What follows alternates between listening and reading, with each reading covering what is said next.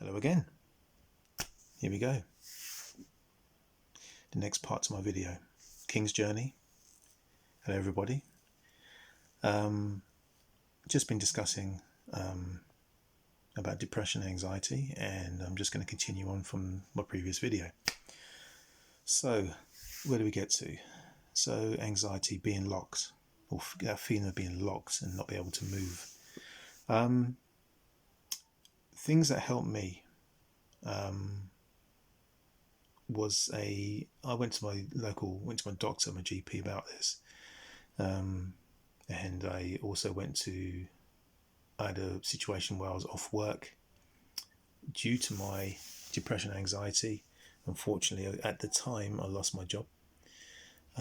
It's a very, hard place to be, and I ended up on benefits. Yeah, and the local council person I spoke to across the desk was really good, really good. I can't remember the lady's name, and all the staff there were lovely. They have to deal with a lot of hassle and abuse and crap like that, but they were great, and they put me in touch with this local service financed by the local council. It's like a support worker.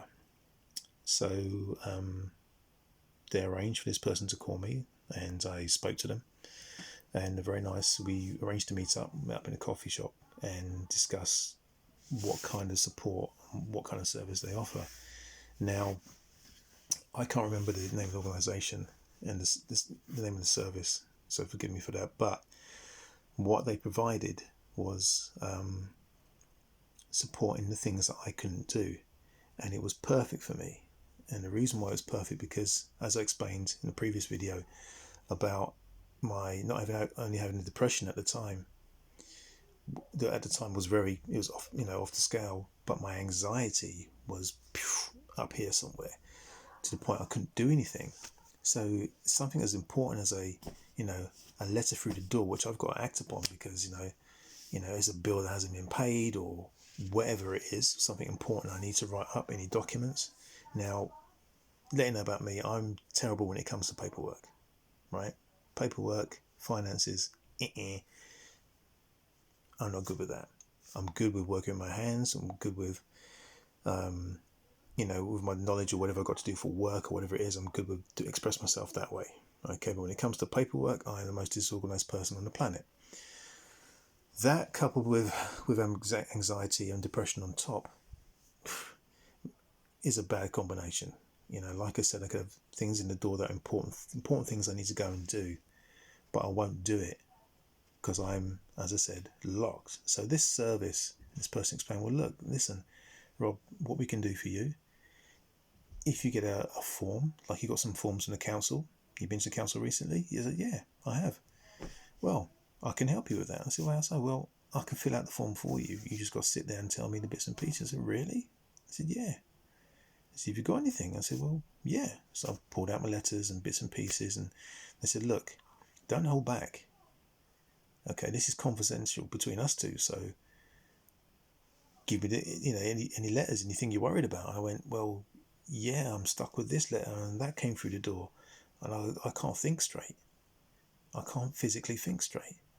So she sat down, she read through the letters, went through my form, said, right, let's do this. And she went through it, and it was like something was holding my hand back. I couldn't physically pick up a pen. That's how bad it was. So she did the forms and read out the letters to me.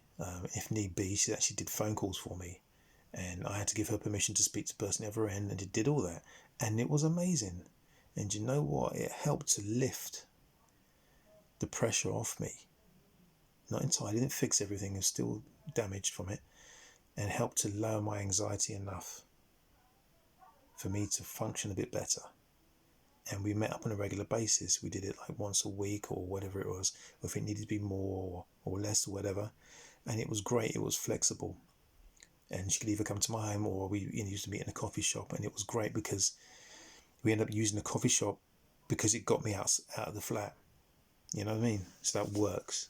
That helped me to get out, So it was a great an essential service. And I said to her, I said, look, you don't understand how invaluable this service is to me. She goes, how are you finding things? I said, this is amazing. And I said to her, this is intervention.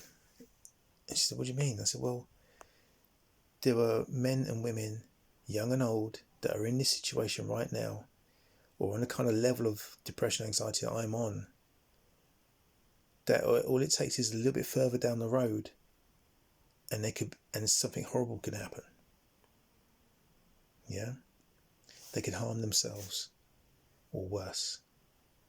And I said, you've caught me at the right point where you're actually helping me not get to that place. You're helping me now, so you're intervening and actually helping me where I'm still just about functioning, so I can see light at the end of the tunnel, so I can actually help myself out of this with your assistance. I said to her, this is invaluable.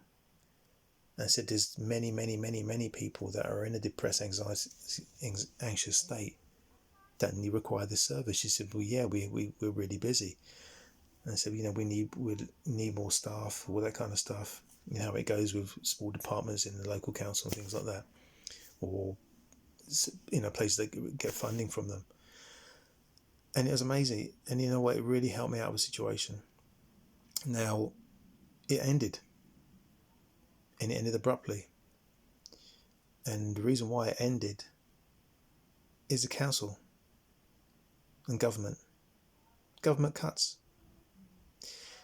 They introduced a certain amount of cuts. It put pressure on local council. The local council started cutting services right across the board through the NHS, and it hit this department, this organisation that were helping me. And she said, Rob, and she was really upset. She said, I'm really, really sorry, but myself and my colleagues were about to be out of a job. And I couldn't believe it. And I said, I'm really sorry. And I said, if you want me to write a reference or anything about how, your work and anything, I'll gladly do that.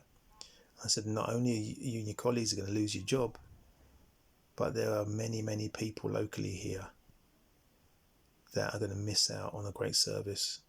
And a knock-on effect, because this is all about saving money, especially when they're taking pressure off the NHS, the knock-on effects from this department disappearing is going to increase the pressure on the NHS and other services, because it's going to be people like me all of a sudden haven't got that.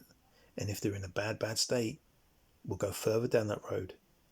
We'll end up ill to the point of collapse, or not feeding themselves, or losing everything and ended up on the street, homeless. Yeah. Or end up self-harming themselves. That means it puts pressure on NHS services. They end up having an ambulance coming out, and that's money.